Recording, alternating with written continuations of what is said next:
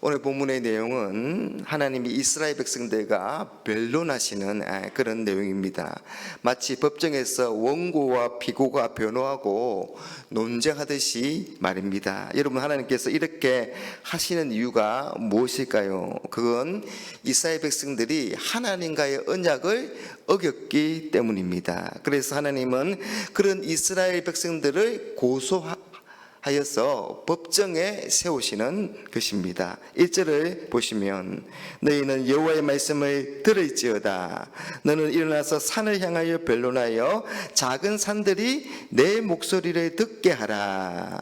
여기서 너는 이스라엘 백성들을 말합니다. 이스라엘 백성들에게 너는 일어나서 산을 향하여 변론하라는 것입니다. 여러분, 이 일어나서라는 단어는 액션을 취하고 행동하라고 그렇게 재촉하고 있는 그런 말입니다. 그래서 너 그렇게 여기서 앉아 있지 말고 일어나서 말해봐, 이런 말 있지 않습니까?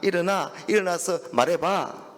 그리고 누구를 향하였어요? 산을 향해서 말해보라는 것입니다. 여러분, 왜 산을 향하여서 변론하라는 것일까요? 그건 하나님이 하나님과 이스라엘 백성이 언약을 맺을 때에 하늘과 땅 그리고 산들을 증인으로 삼으셨기 때문입니다. 그래서 산들이 이스라엘 백성들이 행한 모든 우상 숭배와 악행들을 지켜보았고 그것을 기억하고 있습니다. 하나님은 그런 정인인 산들을 배심원으로 부르신 것입니다.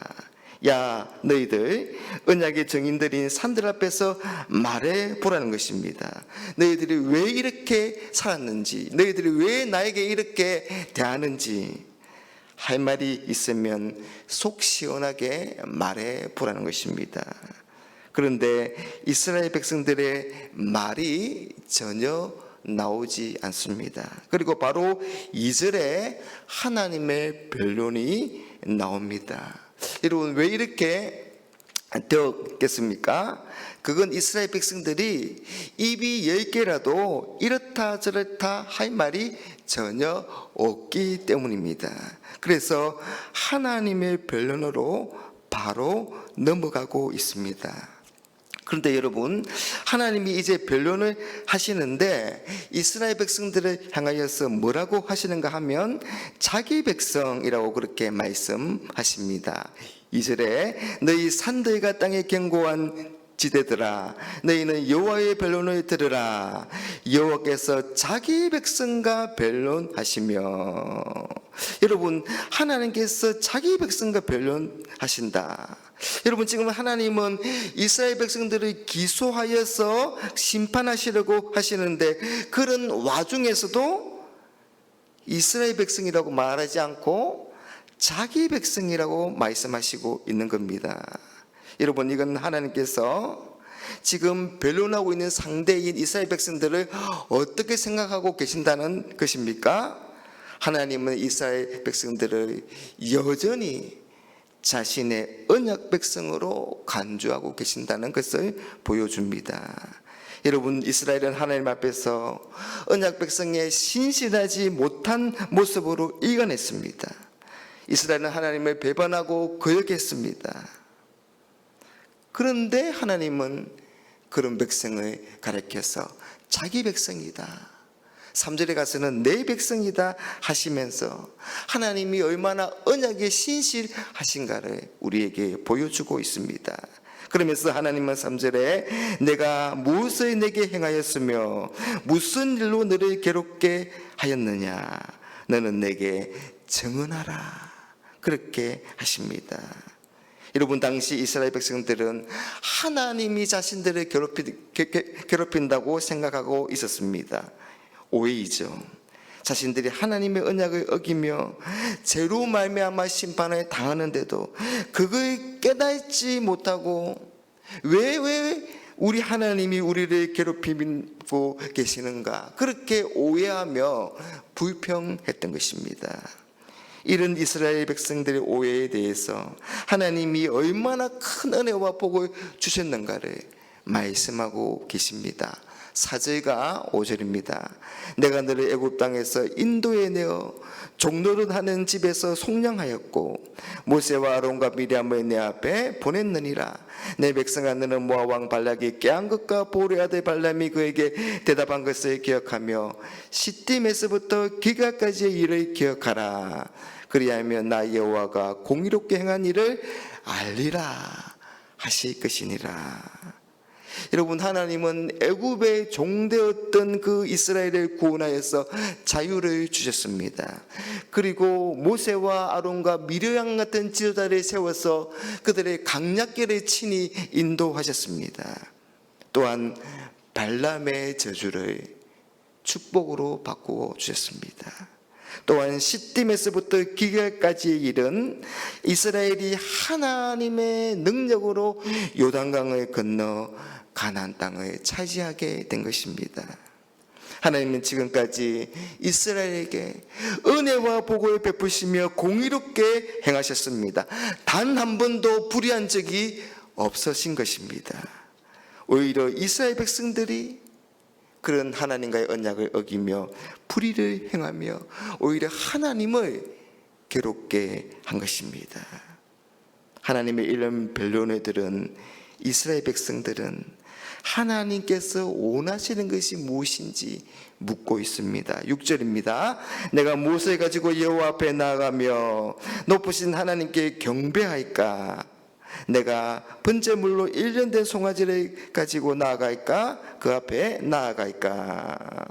여러분, 지금 이 이스라엘 백성들의 질문, 내가 무엇을 가지고 여호와 앞에 나아가며 높으신 하나님께 경배할까? 여러분, 어떻습니까? 이스라엘 백성들이 회개하는 것 같이 보입니까? 아닙니다. 겉으로 보기에는 참 겸손하게 보이는 것 같습니다. 하지만 곧 1년 된 송아지 천천의 순양과 만만의 강물 같은 기름 내 맏아들과 몸에 열매를 드려야 합니까? 그렇게 묻고 있습니다. 이건 하나님을 향하여서 보다 크고 보다 좋고 보다 가치 있는 재물을 그렇게 하나님이 원하십니까? 따지듯이 묻고 있는 것입니다. 하나님의 소송과 변론을 순순히 받아들일 수 없다는 것을 보여주고 있는 겁니다. 이에 대하여 하나님의 대답이 8절에 나옵니다. 사람아, 주께서 선한 것이 무엇임을 내게 보이셨나니 여호와께서 내게 구하시는 것은 오직 정의를 행하며 인자를 사랑하며 겸손하게 내 하나님과 함께 행하는 것이 아니냐. 여러분, 우리 하나님이 정말 원하시는 것은 그게 아니라는 겁니다. 사람아, 주께서 선한 것이 무엇임을 내게 보이셨다. 여러분, 하나님이 우리에게 정말 원하시는 것은 이미 말씀을 통하여서 보여주셨습니다. 그래서 너희가 이미 그것을 잘 알고 있다는 겁니다. 그런데 잘 알고 있으면서도 행하지 않는다는 것입니다. 여호와께서 내게 구하시는 것은 오직 정의를 행하며 하나님과의 그 언약에 충실하여서 정의를 행하라고 하십니다. 하나님의 의의 기준에 따라서 살라는 것입니다. 또한 인자를 사랑하며, 여러분, 인자는 자비와 긍휼을 말합니다. 하나님께서 나를 긍휼히 여겨 주셨듯이 나도 다른 사람들에게 긍휼을 베풀라는 것입니다. 이웃을 불쌍히 여겨 주라는 것입니다. 그리고 겸손하게 내 하나님과 함께 행하는 것이 아니냐. 하나님과 교제하면서 겸손하게 하나님과 동행하는 삶을 걸어가라, 그렇게 말하고 있습니다. 여러분, 미국 국회에 도서관이 있습니다. 대리석으로 지었는데 들어가면 너무나 웅장해서 들어가면 곧 압도당합니다. 세계 최대의 도서관입니다. 없는 것이 없습니다. 전 세계 책의 정보가 이곳으로 모입니다. 모든 지식의 보고를 쌓아둔 곳이라고 할 수 있습니다. 여기에 학문들의 본질에 대해서 묻고 답을 하는 그런 글이 있습니다. 그래서 예를 들면 과학의 본질이 뭐냐 답이 있고, 또 의학의 본질이 뭐냐 하면 거기에 대한 답이 있습니다. 그런데 종교의 본질이 뭐냐는 그런 지문에 답을 적었는데 그게 다름 아닌 미가서 6장 8절 말씀입니다. 사람아, 주께서 선한 것이 무엇임을 내게 보이셨나니 여호와께서 내게 구하시는 것은 오직 정의를 행하며 인자를 사랑하며 겸손하게 내 하나님과 함께 행하는 것이 아니냐. 여러분, 수많은 성경 구절 중에서 이 구절을 선택했습니다. 우리 예수님도 이 미가의 말을 인용하여서 외식하는 서기관들과 바리새인들을 책망하십니다. 마태복음 23장 23절에 화 있을진저 외식하는 서기관들과 바리새인들이여 너희가 박하와 해양과 근처의 11조는 들이되 율법에 더 중한 바 정의와 긍휼과 믿음은 버렸도다. 정의를 행하며 긍휼과 인자를 사랑하며 믿음, 겸손히 내 하나님과 함께 행하는 것. 여러분, 11조를 그렇게 철저하게 드리는 것 참 귀한 일입니다. 그런데 율법에 더 중한 바 정의와 긍휼과 믿음을 버린 것입니다. 사랑하는 여러분, 하나님은 행함과 진실함으로 나타내는 하나님의 백성다운 삶을 원하시는 것입니다. 하나님의 의의 기준에 따라 사는 삶, 이웃을 사랑하고 긍휼을 베푸는 삶, 그거의 내 힘과 내 능력으로 할 수 없으니까 겸손히 하나님과 동행하는 사람, 그런 사람이 되도록 사랑하는 여러분, 오늘 이 새벽에 기도하는 그런 복된 시간이 되시기를 주님의 이름으로 축복합니다.